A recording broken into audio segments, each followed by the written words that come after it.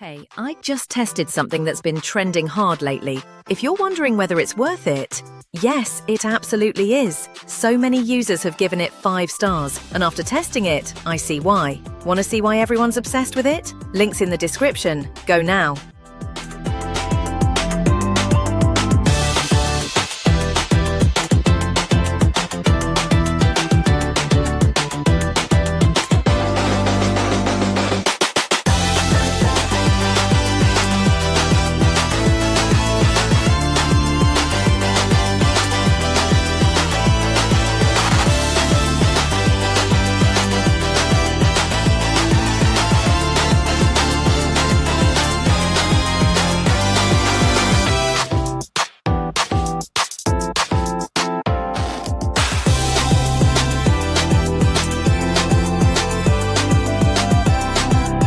Hey, I just tested something that's been trending hard lately. If you're wondering whether it's worth it,